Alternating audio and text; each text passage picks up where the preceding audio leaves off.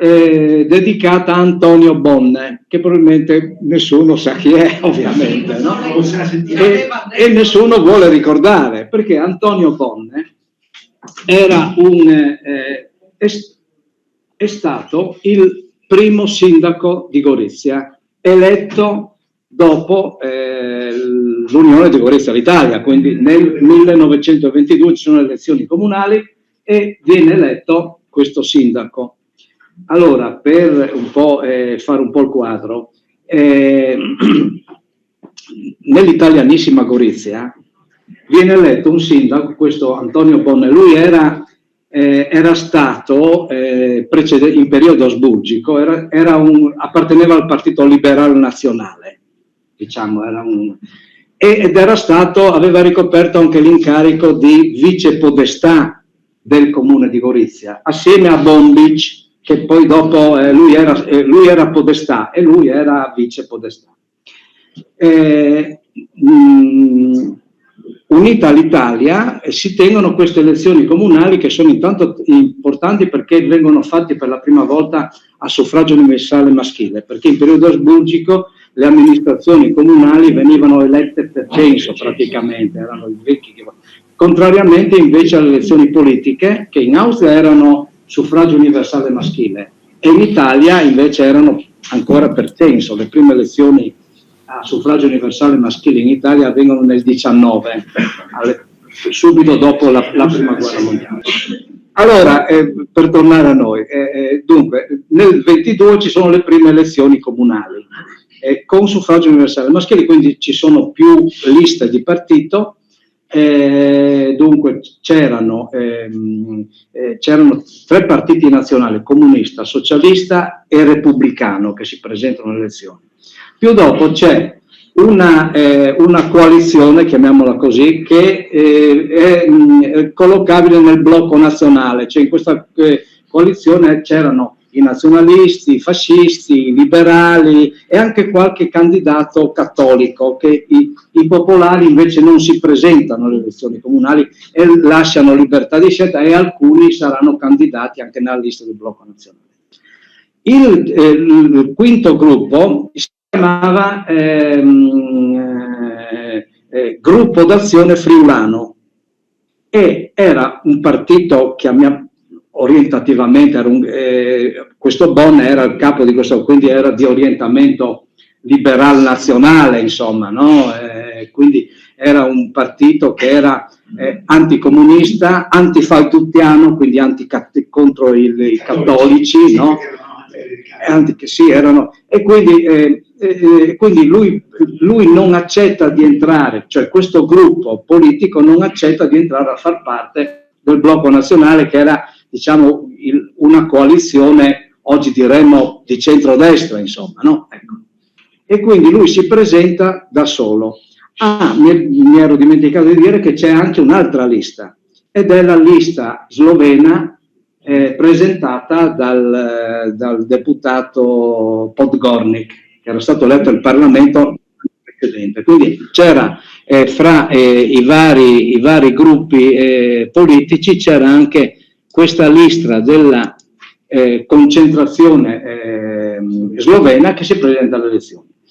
Alcuni giorni prima del voto il gruppo d'Azione Friulano e gli sloveni fanno un accordo politico, per cui allora la legge elettorale diceva che il partito diciamo la lista che prendeva più voti prendeva la maggioranza dei consiglieri comunali, la seconda lista prendeva la minoranza, tutti gli altri fuori dal consiglio, perché il sindaco non veniva eletto direttamente, ma era il consiglio comunale che eleggeva il sindaco.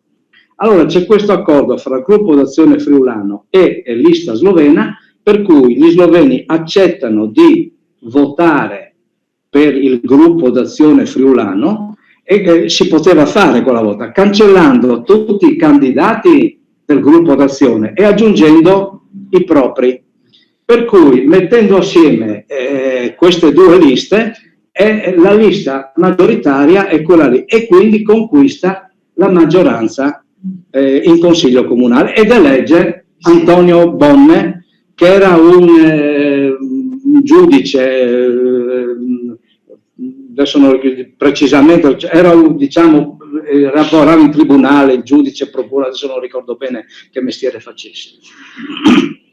Quindi questa elezione di questo personaggio è scomoda soprattutto per i fascisti, che pensavano che l'italianissima città di Gorizia non potesse essere eletto un sindaco che era stato votato anche dagli sloveni, perché tra parentesi diciamo il blocco nazionale era sì anticomunista, anticattolico, ma era anche antisloveno, quindi questo era un po' e quindi era antitutto, diciamo. sì, era il nazionalismo puro, insomma, no?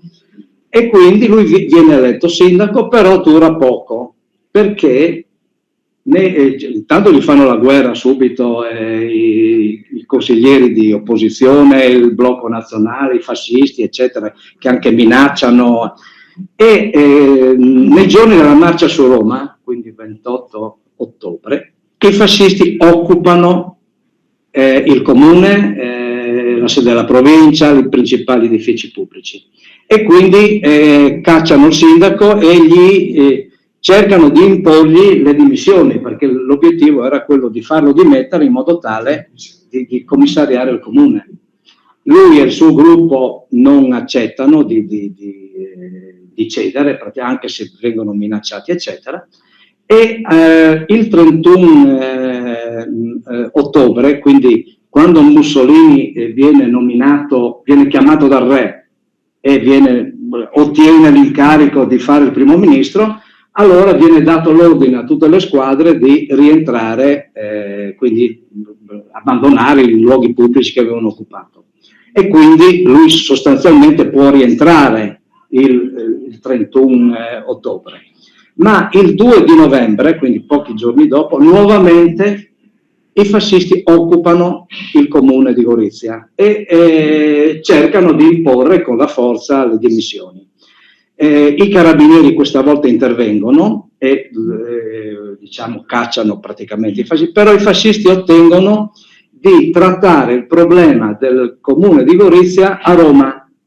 Quindi viene inviata una delegazione a Roma, cioè trattare il problema a livello governativo, praticamente, considerando che Mussolini aveva già formato il suo, quindi al potere era già arrivato Mussolini.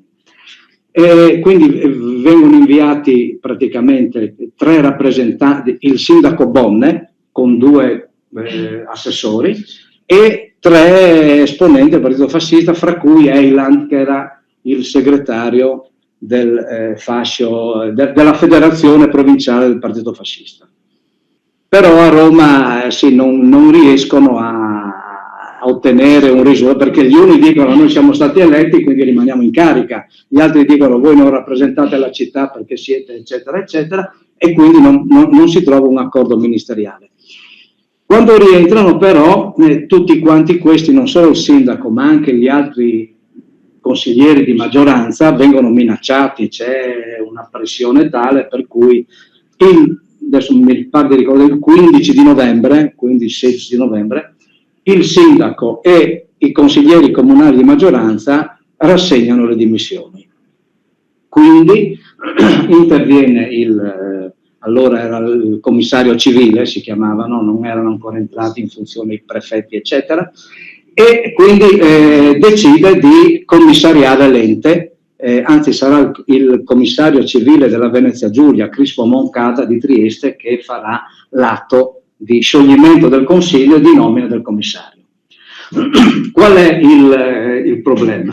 Che, perché è stata fatta questa iniziativa? Perché se voi andate, forse l'avevo già detto, se voi andate a Gorizia, al primo piano del comune ci sono tutti i quadri, i dipinti di tutti i sindaci, manca quello di Bonne. No, ma siete cattiveriosi, non ho avuto il tempo, scusi. Perché infatti anche se si va a cercare su Wikipedia, cioè, su Bonne tante volte non si trova assolutamente nulla, cioè è un sindaco praticamente dimenticato, anche se rimane in carica da gennaio ai primi di novembre, insomma, no? Però questa la dice lunga io dico della mentalità, perché voglio dire, è stato eletto sindaco con i voti degli sloveni. Cioè, dire mentalità in quel periodo non è più. Sì, però voglio dire, come è stata messa il quadro dell'ultimo sindaco Romoli, avevano il tempo di mettere anche l'altro. E tra parentesi, lui poi dopo dovrà andarsene anche da Gorizia, perché si trasferirà a Pola, morirà a Pola sostanzialmente, no? Dopo però è stato sepolto a Gorizia e lui non aveva figli, quindi non aveva parenti diretti, e io non lo sapevo, ce l'hanno raccontato appunto chi ha fatto anche una ricerca su di lui, che praticamente alcuni anni fa si vede che era scaduto l'autorizzazione della tomba, quindi hanno esumato i resti e li hanno buttati insieme nella fossa comune, insomma, no? Quindi c'è stata anche questa villania, fra virgolette, no? Di dimenticarsi di questo sindaco, che è stato il primo sindaco. Allora, tra parentesi, di questo sindaco, lì era stato esposto anche all'iniziativa che è stata fatta un suo dipinto, che però non è stato fatto da una sua fotografia di fronte, ma l'unica foto che esiste di lui è quando si incontra a Gorizia, 24 maggio del 22, quando il re Vittorio Emanuele III viene in visita alle nuove province. C'è una riunione, cioè convoca i sindaci sostanzialmente in prefettura a Gorizia, e quindi i sindaci vanno a omaggiarlo, insomma, no? E c'è la foto che ritrae Bonne, adesso non mi ricordo se gli dà la mano, cioè comunque di profilo, quindi non abbiamo una foto da... Ma un altro colore. Sì, no, mi pare, non lo so, non mi ricordo, perché dopo aggiungo ancora un'altra cosa. Quindi da questa foto di profilo, con l'intelligenza artificiale, hanno ricostruito la foto di fronte, e quindi è stato fatto il quadro, ecco, cioè per dire che cosa... perché... Tra parentesi, il comune di Gormons ha un altro, fra virgolette, privilegio, no? Quello di essere sciolto per primo. Perché nel 22, quando ci sono elezioni comunali, la stragrande maggioranza dei comuni viene eletta dai comunisti, socialisti e anche dai popolari diventati cattolici. No, cattolici diventati... Sì, scusate, dai cattolici diventati dei popolari. E quindi è un po' una sconfitta anche soprattutto per il partito fascista, che non riesce ad eleggere nessun rappresentante neanche nell'italianissima città di Gorizia, quindi fu una sconfitta pesante. E quindi venne deciso oltre a fare gli attacchi contro le sedi dei partiti, eccetera, di sciogliere le amministrazioni comunali non rette da esponenti del blocco nazionale, e vengono scelte la decisione politica è quella di sciogliere prima le amministrazioni comuniste e socialiste, con un'altra ragione. Perché la fascia tricolore? Perché i sindaci comunisti e socialisti si erano rifiutati di andare ad omaggiare il re per protesta contro i ritardi della ricostruzione, contro le violenze, avevano in pratica non si erano presentati alla riunione con il re, e quindi una delle ragioni sarà quella. E il primo comune che viene sciolto è quello di Gormons. 30 di agosto del 1922 si radunano alcune centinaia di fascisti che arrivano un po' da tutte la zona. Il sindaco allora era Antonio Sfiligoi, quello a cui è dedicato il parcheggio, no? Al piazzale.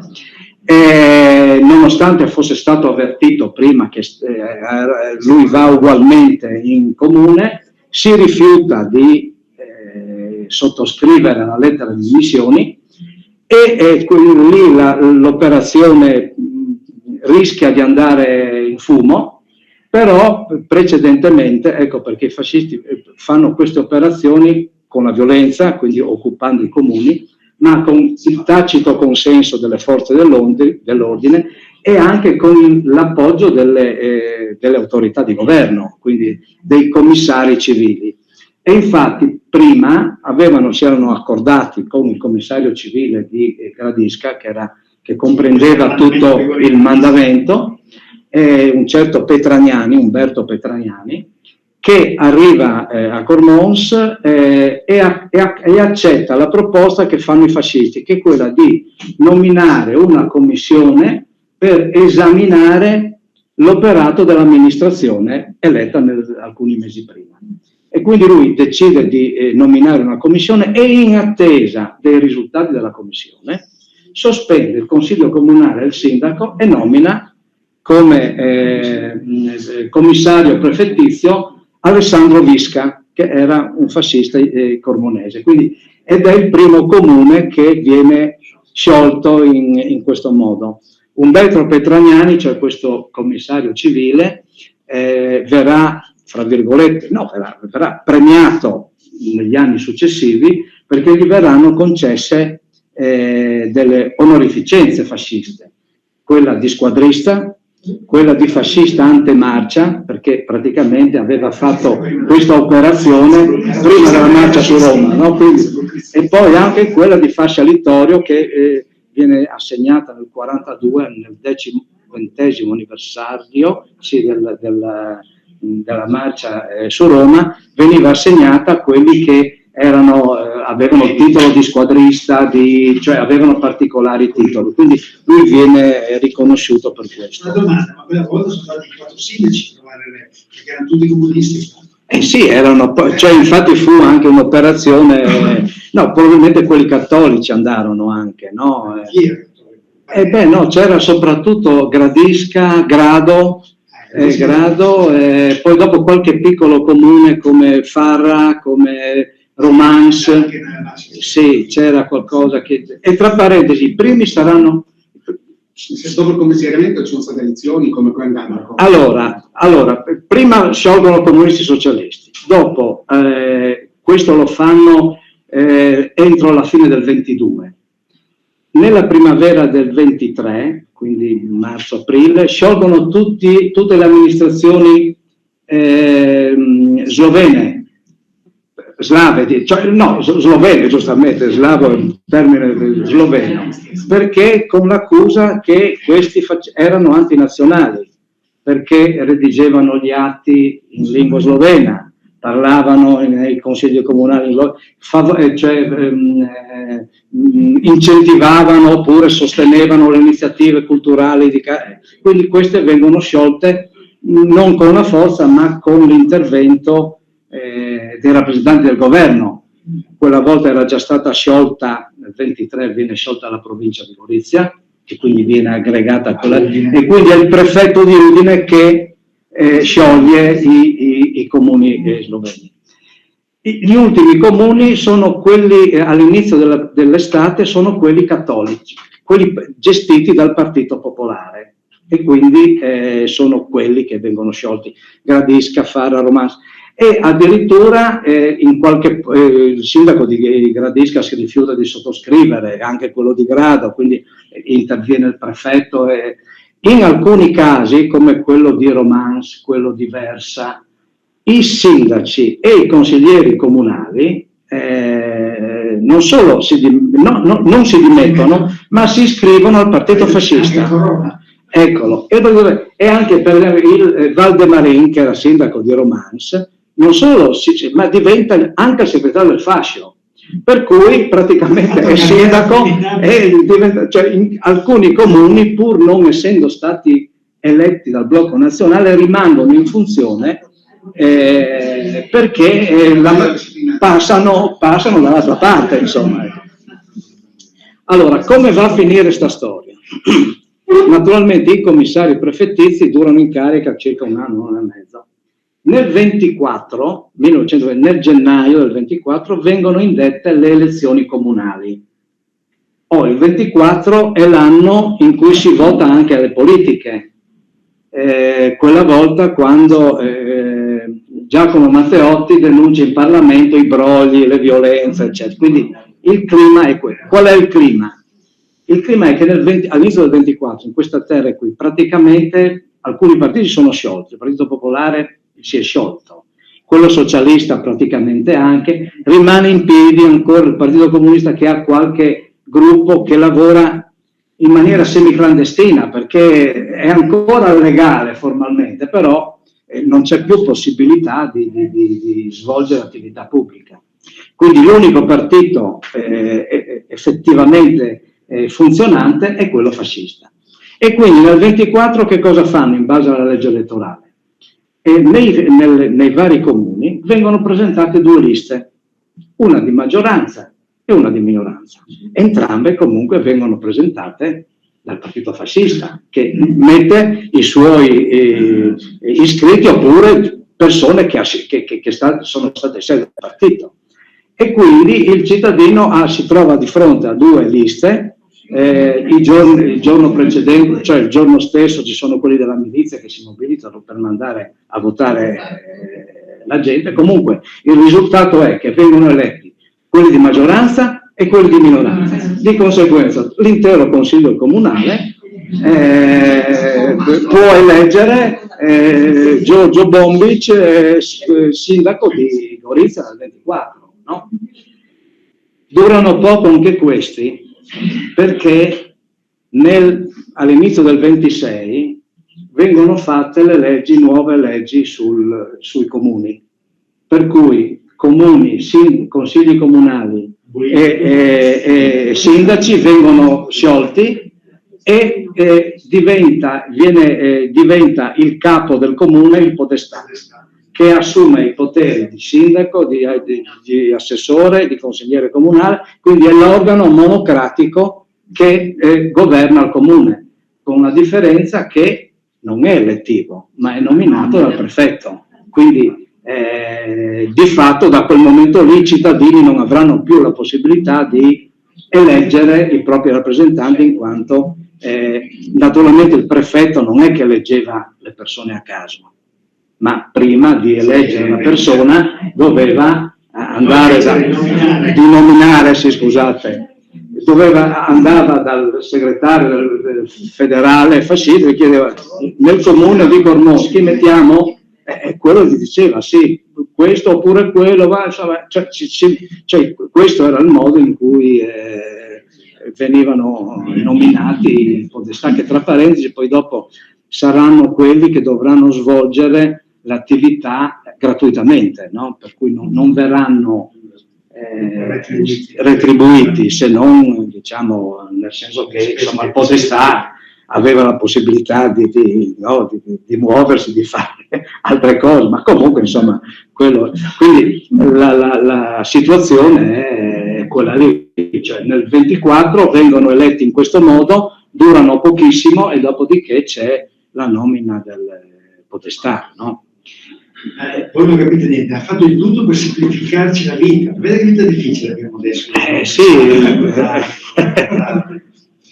Tra parentesi va anche aggiunto che questo è il primo atto che porta all'abolizione del diritto di voto in Italia, perché si voterà per le politiche nel 29 e nel 34, per le elezioni politiche, quindi per il Parlamento. Si voterà con il famoso plebiscito, no? Per cui il cittadino poteva votare sì o no. Sì voleva dire approvare tutta la lista dei 200 deputati, o non so quanti erano, che erano stati indicati dal partito fascista. Questo nel 29 e anche nel 34. Nel 39, quindi le ultime elezioni, non sono più elezioni, perché nel 39 viene riformulata la legge elettorale, che prevede anche per i deputati la nomina, non più l'elezione. E quindi per diventare deputato uno doveva far parte o del Consiglio nazionale del partito fascista o del Consiglio nazionale dei sindacati fascisti, cioè quelli dell'industria, agricoltura e commercio. Quindi questi facevano parte erano nominati deputati. Se il nominato X, che faceva parte del Consiglio Nazionale del Partito Fascista, non veniva riconfermato nel Consiglio Nazionale, perdeva anche il titolo di parlamentare e al suo posto subentrava chi era stato nominato dall'altra parte. Per cui viene abolita, diciamo, cioè tutte le cariche pubbliche dovevano essere di nomina. Quindi praticamente nel 1939 il cittadino non può neanche più votare per le elezioni politiche, in quanto anche il Parlamento è di nomina superiore. Quindi avviene il contrario, anziché eleggere dal basso, chi sta in alto nomina, no? Quindi perché anche i consigli nazionali, cioè era Mussolini riconosciuto come capo del fascismo, che nominava il segretario nazionale del partito fascista. Il segretario nazionale del partito fascista nominava i suoi sottoposti e quindi nominava anche i segretari delle federazioni provinciali, i quali a loro volta nominavano i segretari dei fasci dei comuni, che nominavano a loro volta il direttivo del fascio. Quindi diciamo le nomine era cadute all'incontrario, o dall'alto in basso anziché dal basso in alto, no? Ecco, quindi sono dati sull'astensionismo queste elezioni? Sì. Quali sono? Cioè, visto appunto che oggi abbiamo il problema dell'astensione, come erano? Io adesso non avevo possibilità oltre che sì o no di manifestare quello dissenso, magari non andando a votare. A mano io non ce l'ho, però posso portarvi la prossima volta. Il voto è comunque. Mi suggerisca la domanda. La domanda è la partecipazione al voto alle elezioni politiche del 1929. Comunque il 99% erano a favore, sì. Anche perché le schede, come si sa, erano di colore diverso. Quanto?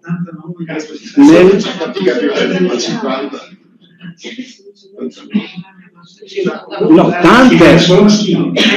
Sì, ma partecipazione al voto. Il plebiscito del 24 marzo 29 registra un'altissima partecipazione al voto, pari all'89% degli aventi diritto. Il regime fascista, attraverso il sistema universitario introdotto nel 1928, ottenne un ampio consenso formale con 1.519.000 voti favorevoli sì e 135.000 no. Sì, alta, in meno, so che diciamo nella zona di Gorizia si avrà la percentuale più alta di astensione, perché c'era tutta la zona slovena in cui una buona parte della gente non andò, anche se comunque era pericoloso farlo, no?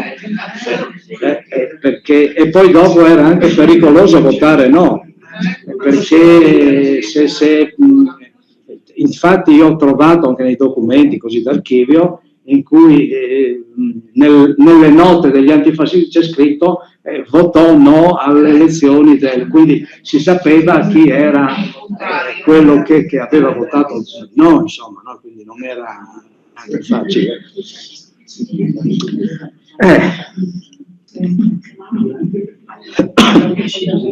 Li ho stroncati? Sì, adesso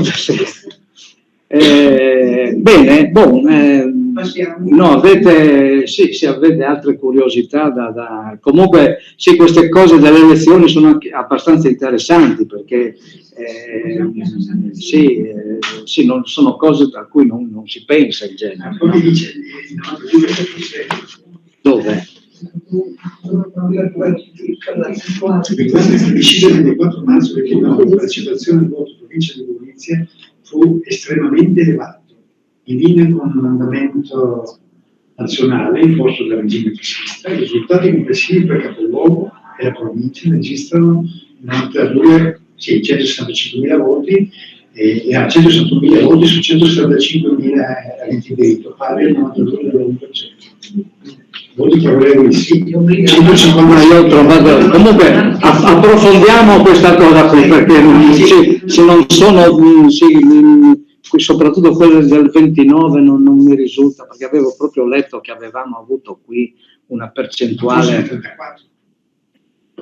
Non mi ricordo, sì, adesso il voto. Non è da fidarsi perché tante volte storiche abbastanza, ma sulle robe contemporanee lei gli fa una domanda e lui deve fare quello che succede adesso.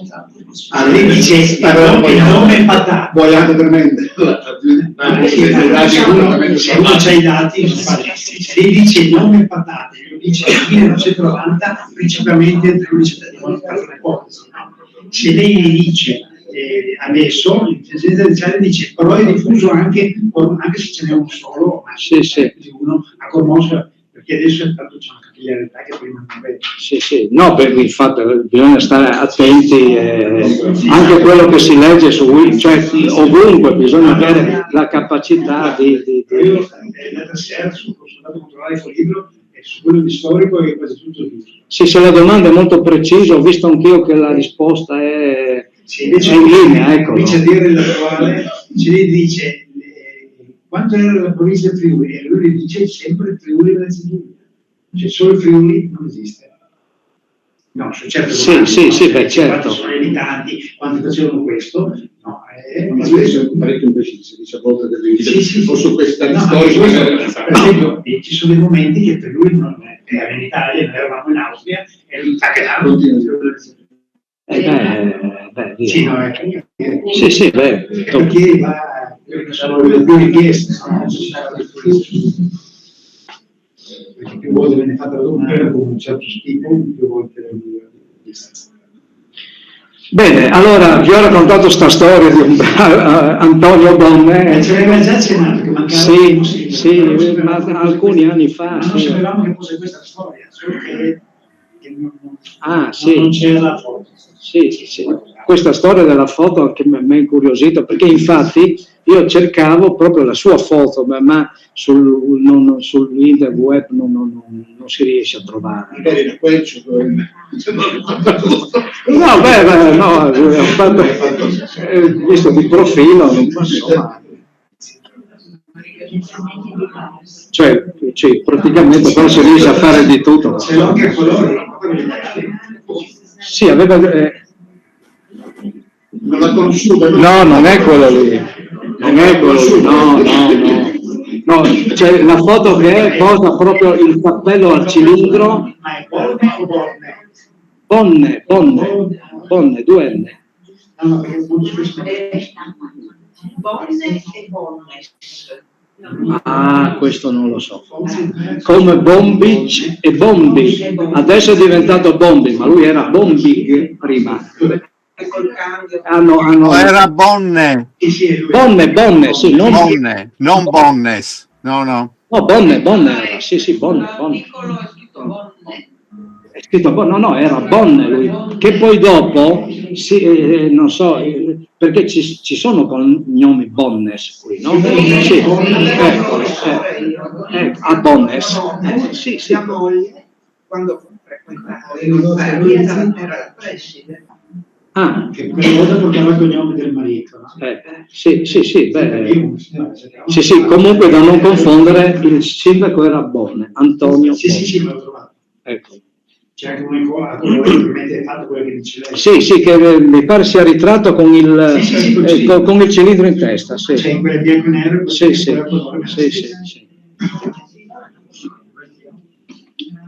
Bene.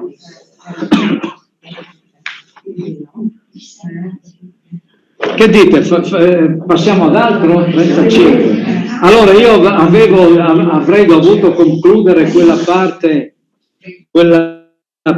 che riguardava la deportazione, avevo dato dei numeri anche l'altra volta dicendo che soprattutto queste nostre terre pagano un tributo notevole alla deportazione. Dopo magari vedremo che queste nostre terre effettivamente erano state annesse di fatto al Terzo Reich tedesco, quindi qui la repressione sarà molto, molto, molto intensa.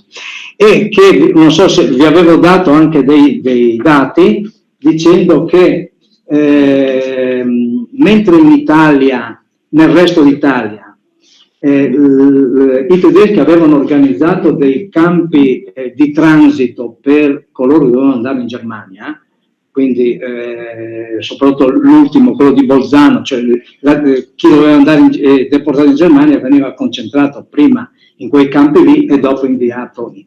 La differenza qui da noi è che nel litorale adriatico i tedeschi, o meglio diciamo le SS, perché questa era una funzione della polizia tedesca, concentravano le persone che dovevano essere deportate nelle carceri, che erano praticamente i luoghi in cui venivano, ecco, centri di raccolta. In tempi diciamo successivi, diciamo dall'inverno, dalla primavera del 44, nell'inverno del 44, quando viene attivata la risiera di San Sabba, che era un posto di polizia sostanzialmente, anche la risiera di San Sabba viene utilizzata come campo di transito, ma per ebrei, cioè erano gli ebrei che venivano concentrati lì, e anche era diventata la zona in cui ammassavano i beni requisiti agli ebrei, per cui la risiera era sia un luogo di transito, ma anche non solo di roba che requisivano gli ebrei, ma anche nei rastrellamenti che facevano in giro, quindi gli animali, cioè tutto veniva concentrato lì. E quindi sarà soprattutto per gli ebrei. Però dopo abbiamo visto, già detto più volte magari, che nell'aprile del 44, quando viene costruito il forno crematorio, allora la risiera diventa campo di sterminio, perché chi va lì viene inviato per essere eliminato. Quindi, e gli ebrei sostanzialmente vengono deportati da queste terre già nell'inverno del 44, quindi praticamente gli ebrei non è che vengono inviati in risiera per essere uccisi, erano già stati deportati tutti praticamente quelli che alcuni verranno, ma in genere, cioè anche dopo, gli ebrei verranno inviati tutti ad Auschwitz, era là il posto in cui dovevano essere eliminati. Ecco, quindi allora le carceri diventano il luogo in cui vengono concentrati i nemici del Reich, quelli che devono essere inviati in Germania. E quindi le carceri modificano un po' la loro funzione, perché fino a quel momento lì erano luoghi in cui i criminali comuni scontavano la pena, ladri, assassini, delinquenti in genere. Da quel momento diventano soprattutto carceri per detenuti politici. Per dare dei dati, questi sono molto precisi, nel carcere di Gorizia, nei 20 mesi di occupazione, quindi settembre 43, aprile 45, vengono rinchiusi in carcere 7.000 persone. Cioè, pensate, oggi il carcere di Gorizia è attrezzato, mi pare, per 50 persone, insomma. E c'era addirittura si arriverà a presenze che arrivavano ai 700 persone giornaliere, quindi c'era no? Quindi a Gorizia 7.000, a Udine 9.000 e a Trieste addirittura 20.000, quindi saranno quelli che entreranno nelle carceri. E lì, soprattutto per Gorizia, è molto semplice, anche perché di questi 7.000 che entrano, diciamo il 90% sono politici, prigionieri politici, in quanto sui registri del carcere per ogni arrestato c'era, oltre ai suoi dati anagrafici, viene scritto anche la ragione per cui viene arrestato, per cui per il ladro c'è scritto furto, quindi, e invece per i prigionieri politici c'è la sigla MPS, arrestato per misure di pubblica sicurezza, quindi quello si sa, e quindi si riesce a capire che praticamente la funzione del carcere che è un po' diversa, no? Abbiamo dei dati precisi di quanti sono quelli che vengono deportati dal carcere di Gorizia e di Udine, perché ci sono i documenti che lo attestano, no? Perché nei registri del carcere non ci sono scritte solo queste notizie, c'è scritto anche quando vengono arrestati, dove, quando entrano in carcere e anche quando escono dal carcere. E c'è scritto anche dove vanno a finire, cioè se sono trasferiti in un altro carcere, oppure per i deportati c'è scritto Germania. Quindi dai registri del carcere si può sapere quanti di questi 7.000 sono andati in Germania. Per Gorizia il dato è questo, no? Dunque saranno 3.079 quelli che vengono inviati in Germania, di cui circa 1.900 nei campi di concentramento, quindi Dachau, Mauthausen, eccetera. E gli altri 1.000 qualcosa al lavoro coatto. Magari dopo chiariremo la differenza, non so se l'avevamo già parlato. Quindi e per quanto riguarda Udine, invece, i dati sono, da Udine partono 3.700, di cui metà vanno nei lager e metà al lavoro per coatto. Da Trieste non ci sono dati precisi perché il lavoro lì di studio è un po' più complicato, perché mentre a Gorizia c'è scritto chiaramente Germania, a Trieste, in cui i numeri sono molto più alti, 20.000, insomma, perché arrivavano anche dall'Istria, quindi concentravano nel carcere di Trieste. È un po' più difficile perché c'è solamente scritto rilascio, per cui il rilascio non si sa dove, cioè, sei stato liberato oppure... Però, diciamo, c'è un ulteriore modo, che quello che ho utilizzato anch'io per fare queste cose, ne avevamo già parlato anche, c'è questo archivio di Arolsen in Germania, che è anche un archivio che si può consultare online, no? Dove, non per tutti, ma soprattutto per alcuni campi sono stati recuperati i documenti del lager, per cui si sa che cioè, quelle persone che da Gorizia c'è scritto Germania le si trovano lì e si sa dove vanno a finire dopo, no? Quindi ci sono questi archivi che permettono di ricostruire la storia. Tra parentesi, venerdì prossimo, così facciamo un po' di propaganda, abbiamo la presentazione di un libro che è scritto dalla figlia di un deportato, che adesso ha un titolo anche significativo, non mi ricordo, alla gentilezza di chi lo raccoglie, perché lui viene arrestato nel carcere di Udine, deportato in Germania, e lui riesce a scrivere su una busta una lettera alla moglie probabilmente, e la butta dal treno, perché hanno fatto anche dei film su questo, no? Cioè, c'erano coloro che andavano a raccogliere questi biglietti, non solo per i deportati politici ma anche per i militari, no?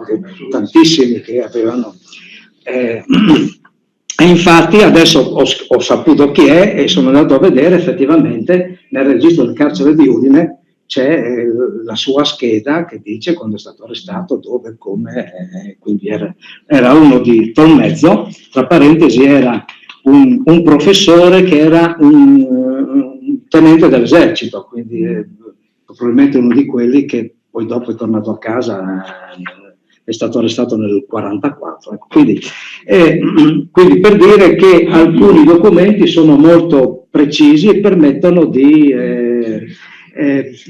per quanto riguarda la nostra zona abbiamo i documenti molto precisi per quanto riguarda la deportazione maschile, poco precisi per la deportazione femminile, perché le donne venivano inviate ad Auschwitz, e Auschwitz è stato uno di quei campi che prima di essere liberato dai sovietici, i tedeschi hanno il tempo per distruggere anche gli stessi forni, insomma, li avevano smontati, mandati in altri posti.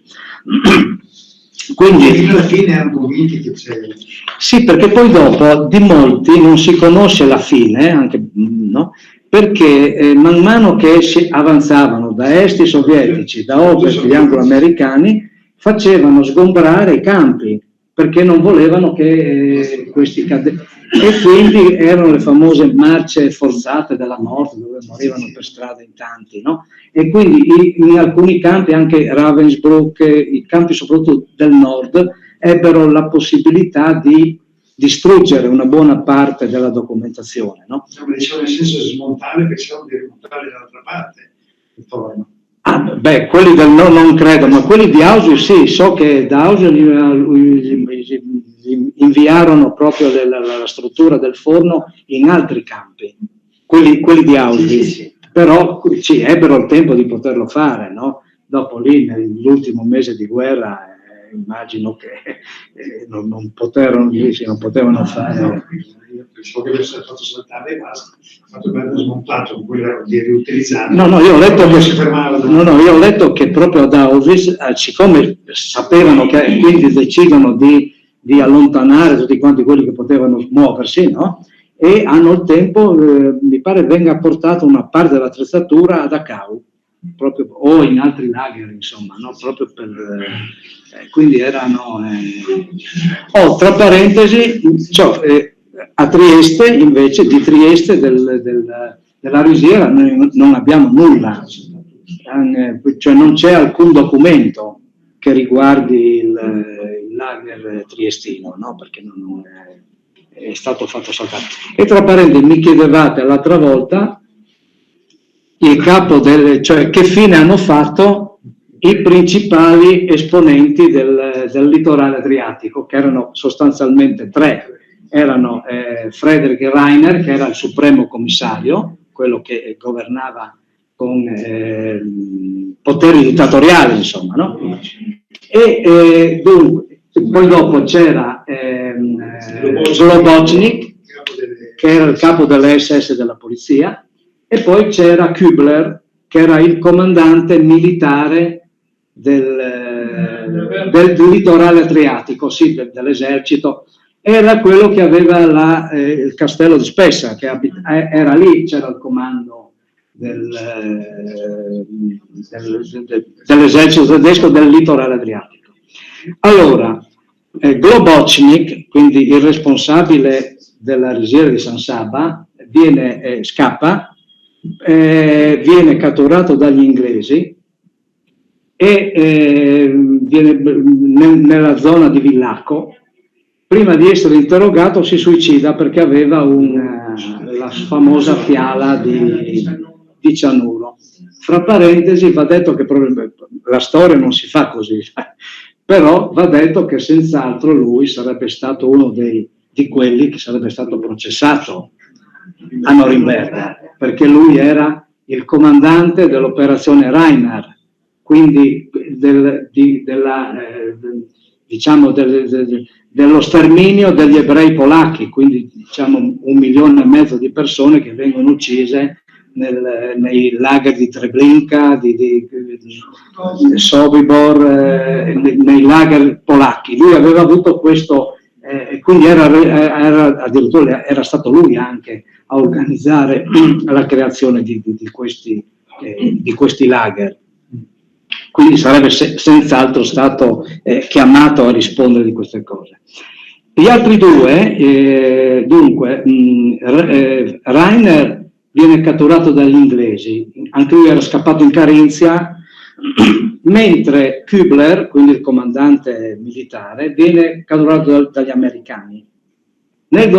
Finita la guerra, il governo jugoslavo chiede di processarli come criminali di guerra, quindi perché responsabili degli eccidi fatti nel litorale, eccetera. Per cui sia Rainer che Kübler vengono portati a Lubiana, processati condannati a morte e adesso non mi ricordo se impiccati o se fucilati, adesso non mi ricordo bene, sì, probabilmente impiccati, perché sì, la fucilazione era un modo eccolo. Comunque il risultato era lo stesso, ma comunque eccolo. Allora, una cosa che ho scoperto, cioè, a cui non avevo mai pensato, era che il fatto che diverse donne partorirono nei lager e quindi i bambini ovviamente non avevano alcuna possibilità di morire, di vivere, scusate, di vivere. Ad Auschwitz su Auschwitz non è testimoniato nulla, però a Ravensbrück è stato trovato un libro in cui venivano segnati i neonati morti. Quindi, siccome Ravensbrück era il principale lager femminile, tenevano anche questo, probabilmente ci sarà stato anche ad Auschwitz, solo che ad Auschwitz non si è trovato. E lì ci sono tutti quanti, da quanto sono riuscito a ricostruire io, risulta che 6 donne, partite proprio dal carcere di Gorizia, abbiano partorito i lager, e di questi bambini solamente una bambina riuscirà, si vede nata negli ultimi giorni probabilmente, riuscirà a tornare a casa con la mamma, si chiamava Matjasic, morta proprio un paio di anni fa, l'ho trovato, c'era anche un articolo sul giornale che ricordava questa vicenda, insomma, no? Mentre gli altri chiaramente morirono nei lager, fra cui anche c'è il figlio di una cormonese che partorirà e di questo approfitto, vi leggo una testimonianza di una deportata che si chiamava Elvia Bergamasco, era una deportata di Manzano, deportata ad Auschwitz, era una ragazza di 17 anni che viene arrestata perché lei lavorava a Medeusa, c'era un deposito una polveriera, ecco. E c'è ancora, no? Ah sì, allo stabile, sì. E siccome lì un giorno arrivano i partigiani e portano via quello che gli serviva, vengono accusati i dipendenti di aver favorito questa operazione e quindi una buona parte di questi viene inviata. Infatti questa qui scriverà un libro nel dopoguerra, ma dirà che sì, lei non c'entrava assolutamente, no, era semplicemente una ragazza di 17 anni che lavorava lì. Quindi lei ha raccontato in questo suo libro, era anche una tra parentesi che girava nelle scuole, che portava l'esperienza, io me la ricordo, racconta fra le altre cose questo episodio che riguardava proprio una cormonese. 2 minuti ve lo leggo. Allora, con noi c'era una sposina incinta, Eleonora, era in carcere a Gorizia con i suoi genitori, questo è un fatto reale perché era assieme ai genitori anche. Suo marito era partigiano nell'esercito di Tito. Il bambino è nato 3 mesi dopo, è nato lì a Birkenau, quindi vanno ad Auschwitz-Birkenau. È stata un po' coperta, le urla, le grida di quel bimbetto. L'indomani mattina si vede che la capò o la Blokova, quindi la capa del blocco, hanno avvertito, è arrivato il dottor Mengele, famoso che faceva, e ha dato ordine di non allattare il bambino. Tra parentesi, queste donne non avevano neanche questa possibilità. Dormivamo in 8 sulla coia, ma si cercava di lasciare il posto a lei, in modo che dormisse sulla schiena, col bambino sulla pancia. Un pulcino, credo, pigolasse molto più forte. Lo aveva avvolto in un pezzo di coperta color nocciola, non so dove era stata trovata. Durante la notte, sul 4° giorno, andando al 5°, è arrivata una dottoressa polacca e l'ha chiamata per nome. Eleonora, bisogna sopprimere il bambino. Lì ci siamo scatenate un po' tutte quella notte. Alcune sono saltate su parlando austriaco-tedesco come si può far morire un bambino? Non si era ancora entrati nell'ottica di pensare a quanti bambini erano già stati mandati via. Lei ha detto: io questo non lo faccio per crudeltà, lo faccio per salvare la madre, perché domani mattina Mengele verrà qui a portare via madre e bambino. Lei sapeva quello che facevano. Ha messo una mano sul viso del bambino, pochi attimi e tutto è finito. Il bambino non piangeva più. Lo ha preso e lo ha portato nello stanzino dove si mettevano le donne che morivano di notte. C'era uno stanzino apposito in fondo alla baracca dove si mettevano le morte. Il dottor Mengele, con la sua equipe, è arrivato dopo l'appello. Gli hanno detto che il bambino era morto e lo avevano portato nel mucchio dei morti. È andato a cercarlo tra quelle 2 o 3 che erano morte dopo il bambino. Eleonora ha avuto la forza di ritornare. Il figlio se lo sarà ricordato dopo che è ritornata. Sì, quindi è una testimonianza forte, eccolo che...